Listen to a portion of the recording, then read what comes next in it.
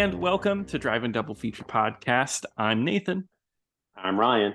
And this is the podcast where we talk about 2 movies a week every Tuesday and Thursday.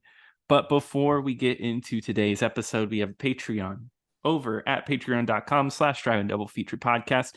We have so much extra content, as Ryan says. He tells me in confidence, and I'm going to just admit this. He's like, hey, I really don't think we should be giving all that content away for $5 a month. But I'm a man of the people, and I make sure that for $5 a month, you get loads and loads of fun content. So Yeah, it's up to Nathan. If it was up to me, this would all be locked behind the Disney vault. Like yes. Nobody would ever get to hear it. I don't care how much money you pay us. These podcasts are only meant for radio play, and they'll only get re-released every 10 years. That's what Ryan tells me. I'm like, no, this is for the people.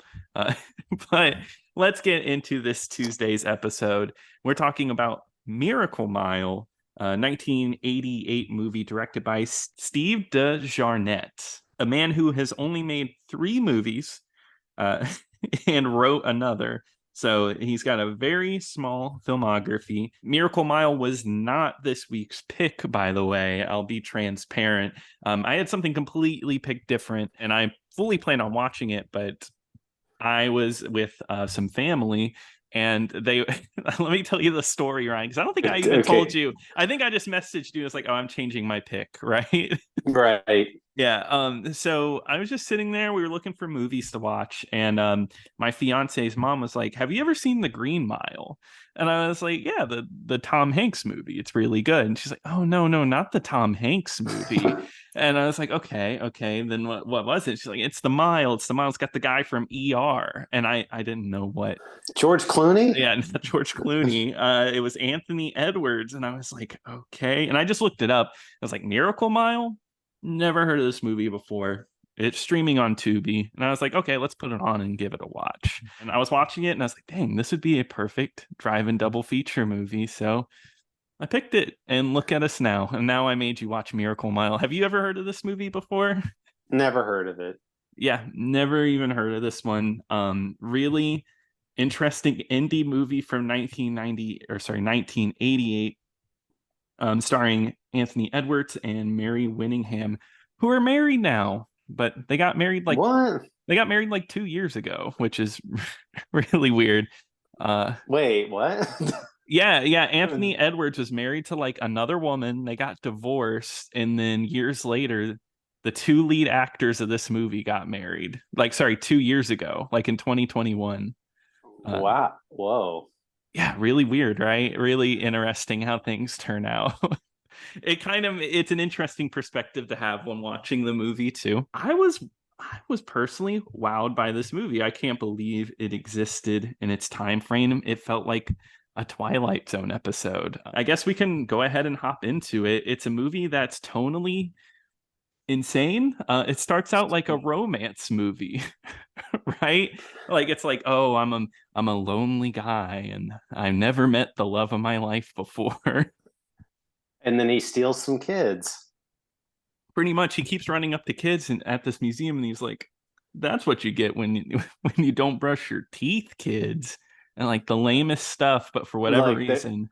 They unearthed this woolly mammoth and made woolly mammoth stew. It was delicious. And all of the kids go, ew. And isn't there the part where the teacher's like, don't talk to him. Get away. These are my kids. Yeah. Yeah. And he's being kind of odd, but of course, Mary Whittingham here loves him, just like real life. And then her name is Julie. Anthony Edwards' name is Harry. And you know what? They fall in love. It's a romance movie. They get together. They have a big date coming up. Oh, you say that the apocalypse is coming and that's going to change the whole trajectory of this movie? Okay. Yeah. Why did an apocalyptic movie have to get in the way of my romance movie, Nathan? I know. I was really getting into the romance of this. They went on a date. They went to the La Brea Tar Pits. Yeah. They made plans to have a midnight date later that evening. Where she says, "I'm going to screw you till you turn blue," which is an odd line. And then I guess, she meets her parent, or he meets her parents pretty fast, who have this weird relationship. where they don't talk to each other anymore, but I guess they're still married. They don't talk to each other, and her. Well, that's their grandparents, isn't it? Sorry, her grandparents. That's what. Yeah, and her grandpa sells sausages. Yeah, what does he call them? Steak tubes. Yeah, Yeah. Um, Bizarre, but yeah, it's so weird. It's like one of those movies where like a lot of like it's just kind of odd things happen, and I don't know why. They just kind of happen because I forget there's like a fire he causes, right? Like inadvertently, which leads to the power going out in his building, which makes it so he sleeps through his alarm. And guess what? He doesn't show up to his date.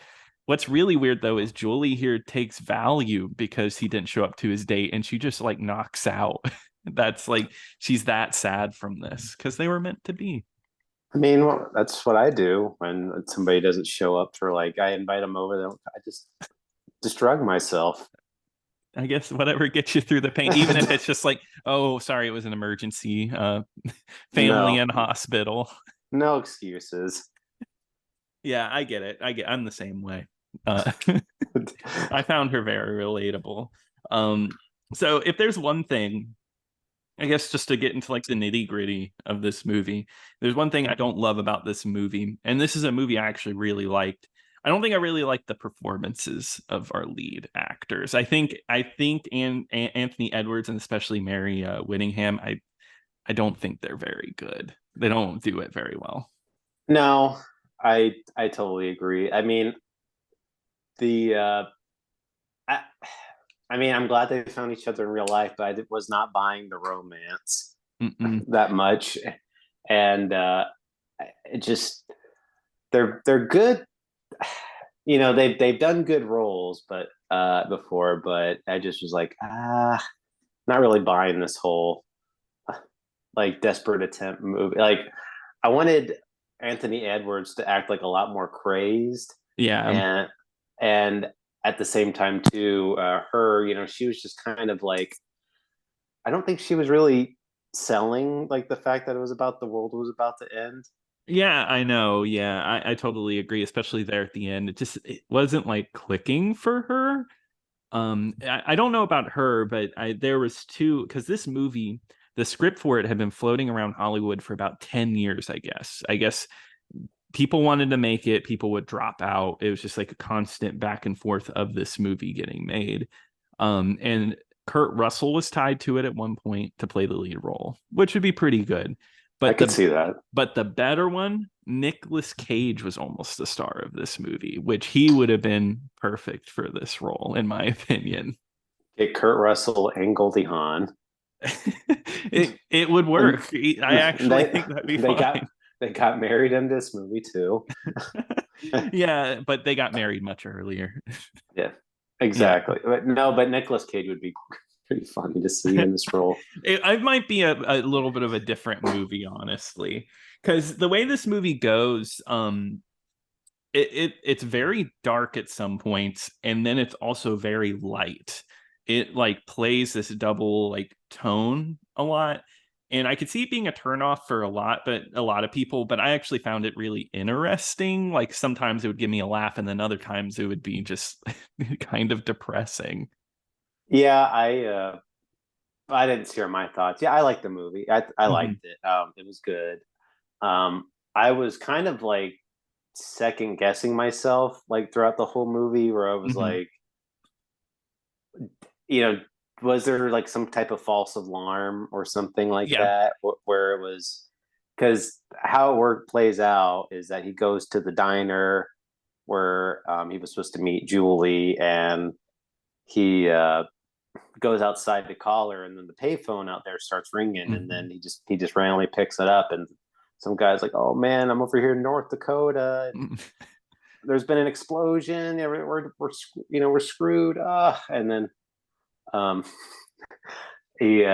so you don't really know for sure if the guy's being legit or not, or it's that's kind of what I was thinking. I thought the big plot twist at the end was going to be it wasn't actually ending, and he just caused this whole panic for nothing. Exactly, because that's kind of what it is. He tells people things ramp up and everybody gets scared. And I guess you don't know if it was a real call or not. As he says, I think he says we shot our wad, and there's going to be a nuclear meltdown soon. Um, and yeah, I mean, it's so wild because like if you got a call like this, you wouldn't believe it, right? Like I'd be like, okay, prank call. Well, yeah, there's that because the guy that calls him gets shot too, so he hears gunshots, and then he hears Uh-huh. another voice like, "Forget everything you just heard." And Yeah. so, if I heard that now, I would probably be like, "Yeah, this is a prank. Like somebody's screwing with me." But now, back then, I guess I would, because everyone's just like, "Oh, big prank culture now," and Yeah, true. back then though, I guess I might believe it more if I was back in the 80s. I guess, and just a random payphone. And Cold War fears. Well, it's 1988, so I guess that's not a big deal. When the script was written, Cold War Right, fears. exactly. But of course, he goes into the diner that he's in front of and just tells like this weird cast of characters. When I first watched this movie, I thought this movie was going to be about following this gang of people, but Same. yeah, no, they end up leaving the movie. It's like a weird assortment of people. It's a waitress, the owner, a trans person, like two construction workers, a business lady. Uh, it's kind of all over the place, and all of them like don't seem to believe him. The owner shoves a gun in his face. Is like, "Is this real? Are you telling the truth?" And he somehow convinces everybody that this phone call was real. You know, uh, I immediately recognized who that guy was. Did you recognize him? I recognized him, but I didn't know what from. Oh, cool, because I've been playing the video game a lot. He's the chief from RoboCop. Yes, he is. Yeah, that's right. When I saw, because I've been playing nothing but RoboCop like for like the longest time. So Yeah. when I saw his face, it's like immediate, like bam, like I see him. But no, it's such a crazy assortment. Of course, the business lady, I don't know what her deal was. She's watching numbers like, huh, you gave me a code. I know exactly what that means. There's a meltdown. So one part that I thought was a little odd was uh she like so she has like an in with one of like the government agencies, Mm-hmm. and he when he tells her all this stuff, she's like gets immediately interested, and she says, "Okay, now tell me verbatim what that guy said." And then Anthony Edwards says it verbatim of like what the Yeah. guy says, and it's just I'm like, I doubt I would be able to remember like the exact words that somebody told me on Yeah. a phone conversation. Yeah, I noticed that today because I rewatched it today, and he's like, he says it pretty verbatim. He's like, and then he says, Arthur Jazz like has everything down, and I would not remember it. I would just know the gist of that conversation. Um, but yeah, I mean, everyone gets freaked out, everyone leaves, and this is kind of his quest to go save Julie. Because they don't care about Julie, they just want to get to the airport. Oh, sorry, they want to get to a skyscraper which has a helipad on top of it so they can take a helicopter to the airport so they can fly away. And this is one of those classic, all takes place in one night, pretty much in real time movies. It reminded me a lot of After Hours, if After Hours was an apocalyptic Good. movie. Huh? Yeah, there we go. Yeah, if After Hours, if Marty could make a good movie, like a superhero movie. Um, but no, he ends up jumping out of the vehicle. He passes out, and he ends up stealing a car. Or he doesn't steal a car. He hijacks a car and ends up. It's a stolen car, stolen by Bubba from Forrest Gump. Can you believe Oh yeah, that's it? another recognizable face. There's somebody else too, but I want to see if you recognize later in the movie. Oh, okay, cool. Well, I think I know who you're talking about. Right. So Yeah. But we'll get there when we get there. But yeah, it's a Bubba ends up maybe I should get the real actor's name. Wilson, I think, Yeah, well, yeah, Wilson is his name, and he's from like, Castaway. yeah, from Castaway. Yeah, the little beach ball. That was another noticeable guy. But no, he's driving a stolen car with like stolen stereo equipment, This movie continues to be wacky because they have to stop and get gas. And this is like an insane scene where like the guy who owns the gas station is holding him up at gunpoint and is like, I'm not going to let you pump gas.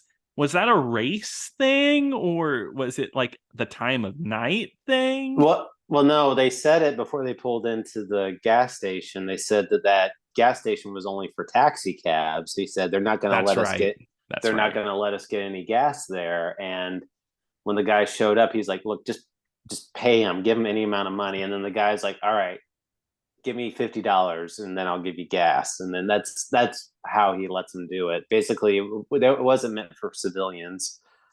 Yeah, that makes sense. But then cops show up and they get in a standoff, and Wilson here sprays them with gasoline. The cop shoots off their gun, catches themselves on fire, and then the gas station explodes. That was a crazy. I does not. I was totally taken off guard with that one. Yeah, I mean, that's this whole movie. I felt like I just was like, it's definitely a movie that's it's definitely a scene by scene movie. It feels like every scene something just different is going on, and just like kind of a wild night adventure. And that's why like I thought, like you said, it would be like kind of a twist, like, oh yeah, the bombs never happened, and look, you killed cops along the way, so now you're gonna have to go to prison now. Well, yeah, and I thought that was going to be the big thing. Like, he startled all these people, and they startled all these other people, and it causes mass hysteria type of thing, where he takes down like the whole city almost. Yeah, and that's why, like, if this was a Twilight Zone episode, which actually, did you know there was? I guess I learned this. Um, there was another Twilight Zone movie that they were planning on making that was unrelated to the John Landis one, and this was actually planned to be a part of that in a much shorter version. And I feel like the Twilight Zone ending of this would be, oh yeah, the apocalypse never happened, and it would be a different type of depressing ending. Yeah, I wonder why they never made another one. Who knows? That movie is stellar and has nothing negative behind it. But Yeah, I mean, I never finished it, so I don't know. But I only watched the one where they kick the can, and then I was like, I don't care about this. yeah, Spielberg or nothing. That's what I say. Yeah. That's why uh, I've only seen one episode of is that Amazing Stories. oh, you're going to go that way, Uh-huh. but uh, yeah, it kind of reminded me of that Twilight Zone episode though, where um, well, we watched. I think we watched that one where it was like the Trouble on Maple Street or whatever, or Yeah, yeah. where it's like the people freaking out thinking that there's aliens incoming, and they're like all freaking out over nothing, but it was just like the aliens messing with them and causing all this panic. Yeah. Yeah, it kind of felt like that, especially when we get towards the end of the movie. But so I guess moving on, he does end up getting to Julie, but Julie has knocked herself out on Valium, and he kind of gets her and puts her in a shopping cart and walks her around. But his logic is, I'm not going to tell her that the world is ending until I possibly have to. Like, I'm going to keep it a secret from her. I really don't think that's the best best idea personally. She's kind of just stumbling around, kind of happy as everyone's telling her, like, her grandparents tell her goodbye and like, bye, we'll never see you again. She's just like, what, why? We're not coming with you. Yeah, it's kind of sad. Well, I mean, honestly, the people that have the right idea in this movie are the grandparents, because they're just Hmm. like, we're gonna go, because they reconcile Hmm. at the thought of the apocalypse happening. So they're just like, you know what? We're just gonna go to the diner where we first met, have some dinner. It's gonna be great. Yeah, yeah. At first I thought they were going to that Fat Boys diner from the beginning of the movie, but you actually see that later, and it's like overtaken by like a homeless person and a dog. It's a very small part. Do you remember this? No, no. No, yeah, yeah, it happened. It's like a very brief thing that happens in the movie. Um, Was the trans person still there? Because no, I the remember, trans person is out of the movie. well, because they stayed there when everyone else left. They're like, nah, I'm good. I'm just gonna stay here. Yeah, because they didn't believe it. How what a we'll get into it later, but there's a gay character later in this movie and a trans person. I was like, oh wow, it's kind of like, I mean, they end up kind of being the butt of the joke, but it's still kind of progressive to have them in the movie, and they're pretty open to it. Nobody really Well, cares. well, I would like to say they don't really acknowledge it being a problem ever. I mean, No, like no. even in the diner, that person is sitting there eating, and they're like, "Oh yeah, I come here every night," and that Yeah, nobody has an issue. yeah, yeah. Which I think is pretty cool for the time. Um, Oh, I didn't bring up the music. The music's really good. Done by Tangerine Dream, an electronic group. Oh yeah, Yeah, it actually it got a remaster recently on vinyl, which is crazy. I guess this movie's gone up in popularity. I was looking at my letterboxd. A lot of people had seen this movie. I was really surprised by this because I had never even heard of it. I you guess, wanted to be you wanted to be like the guy that's like, "Have you guys ever yeah, heard of this movie?" yeah, this little hidden gem. No, I can't be that person anymore. Everyone just loves loves Anthony Edwards. They complete his filmography. Yeah, they loved him in The Forgotten. The movie I forgot that he was even in. um, uh, well, so that I wanted to go back to one character you mentioned. So mhm. when he does get to Julia, they go to the skyscraper and they try to find the helicopter, but they find out there's no helicopter pilot. And one familiar face, this was not the person I was referring to. This is who you're Oh referring no. to. Oh, okay, yeah, it is. I Yeah, so it's Kurt Fuller from No Holds Barred, Brell. yeah, and he's hamming it up, man. He is playing a character here, like a really angry businessman.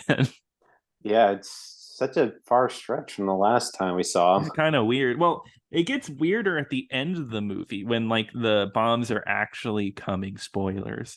And he's like gone completely crazy and it's just yelling at the top of his lungs. He's like dirty. I don't know how he got that dirty in like what, an hour. I guess, yeah, it's a very short amount of time. Hmm. And uh Anthony Edwards, though, like they found out, like, okay, we got to go find a helicopter pilot. So they're just like breaking into random buildings, like Mm. without any sort of plan, just like, who can fly a helicopter? That's And this is my favorite part of the movie because this is where it gets like really absurd and like I thought it was so funny just how absurd the idea of Anthony Edwards here running into a gym and just aerobic studio. yeah, an Yeah. aerobic studio. And he's just like, who here's a helicopter pilot? Who can fly a helicopter? Talking to everybody. I think there's like one part where a bathroom or sorry, changing room door opens and there's just a naked lady standing there, just like really odd. He shoots a gun in the middle of the aerobic studio and it's like, who here's a helicopter pilot? And then, of course, some guy's just like, yeah, I used to fly him back in Nam. Okay, so that's the guy I was referring to. Do you recognize that man? I recognize him, but what is he from? A movie we talked about. He's the night slasher from Cobra. Yes, yes, you're right. Oh my God. Yes. Okay. Because I knew I recognized his face. I was like, I've seen him in plenty of stuff. Okay. That's Well, cool. and he's also Shao Kahn from Mortal Kombat Annihilation. Yes, he is. Yep. He's also in Joe Dirt, it looks like. So, Oh, yeah, when we do that eventually. of course, next week Yeah. maybe. No, I don't But know. But but he plays a gay man in this one too. well, I like that bit because he's like, "Can I bring somebody with me?" And it's a man. well, before that, the funniest part about that was like, Anthony Edwards, like he tells Anthony Edwards, he's like, I'll fly it, but I need to bring somebody with me. Hmm. And Anthony Edwards is like, no, there's no time at all.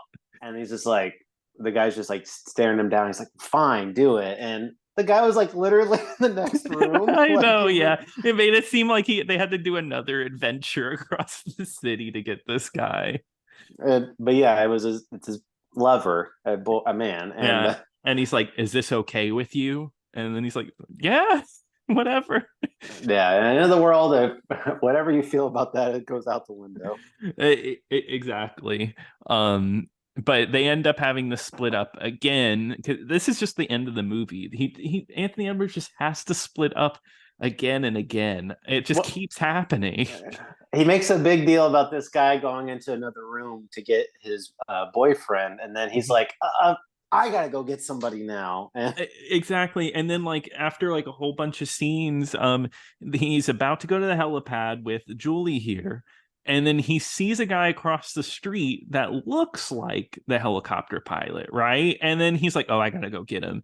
Goes through hell to get there, and it's just the wrong guy. It's not even the same guy. It didn't even look like him. I know, it was really awful. That was the one part I was like, okay, that was stupid. Like, Yeah, no, I agree. I felt like just a way to lengthen the movie, but it did give some cool scenes because he has to make it back and the world's gone to hell. LA is completely a nightmare. People are like wrecking cars everywhere. And he gets on a car and he ends up like climbing under cars and a guy's chasing after him with like a gun and trying to kill him specifically. well, because he jumped on the guy's roof of his car. Yeah, and I thought that was a really interesting scene, and he ends up in the sewer, like running around. It's so much happens. We didn't even talk about how Bubba there, or I should say Wilson there, crashes into a shopping mall, and with his sister, and dies. And that's one thing I liked about this movie. It's like the idea that other things are going on outside of like the main character's perspective because Wilson there stole the cop car. We forget about him. About 30 minutes later, he shows up again because he crashes a car and dies in front of him. And yeah, it's really interesting. But yeah, well, yeah, I mean, well, I mean, that's like a super dramatic scene too. It's very intense because yeah, Wilson, he's got his sister, and his sister's died in his arms, and like police are outside, like because Wilson was driving a stolen cop car, yeah, and Wilson is like pleading with Anthony Edwards to shoot him, and yeah. he's like, "It wouldn't be murder. I'm asking for it. Just do it." And Anthony Edwards can't do it, and like then Wilson dies anyway, like right in front of him. Yeah, exactly. But yeah, I guess they're scared that the cops are out front, but of course nobody cares, not even the cops, because the world is ending anyway. And I guess we can go ahead and skip to the ending, but they do eventually make it out.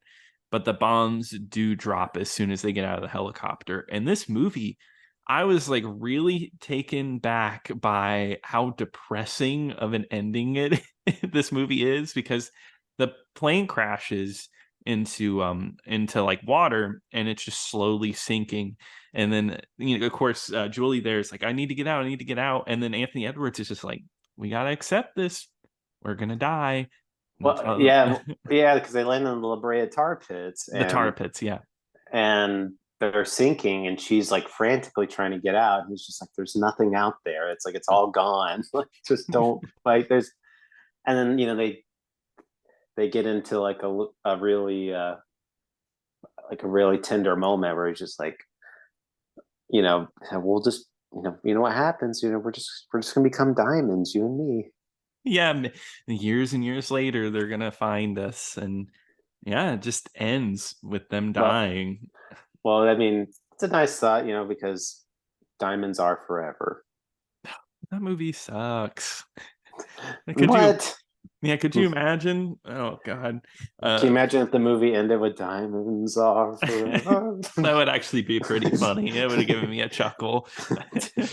But no, yeah, that's how the movie ends. It's really dark. I don't know. There's something I just really liked about this movie because it was just like low budget oddball movie, and it felt like nothing I had seen, at least out of the 80s. It didn't feel like a movie that would come out because it's like equally funny absurd and dark all at the same time, and it's just like this weird mix that I just thought was a really fun ride. Well, yeah, I mean, it's like a thriller, but there's just like some really like horrific moments in it too, where it just Yeah. gets like really gruesome out of nowhere. Hmm. Was not expecting this for a lot from this movie. I was kind of just expecting, like a lot of frantic running around and everything. But I mean, Hmm. it's a pretty fun ride. I think it is hindered a little bit by the acting, like as you I said. agree. Yeah. So I think if there were some stronger performances in there, I think this would be remembered a lot more. But as it is, though, it's still a good movie. I agree. Yeah, I think it's a good movie, and I think it's worth checking out. I say check it out. I recommend it. Same. Hmm. All right. Well then, Ryan, remind us, what are we watching on Thursday? Well, you know what makes me feel good? Bustin' makes me feel good. I'm So glad. we're gonna I'm be glad. Yeah. So we're gonna talk about that. We're gonna talk about 1973's Busting, and that is free on Tubi. All right, cool. Well, I'm excited to watch that. If you want to send us hate mail, love mail, whatever, you can email us at drive in double feature Send us podcasts. your crazy end of the world theories. Yeah, whatever. I mean, I'll read them. I'll read them live. Or under the Patreon, you got to pay $5 for it. But who knows? You can X at us at the IDF Pod. But until next time. Until next time.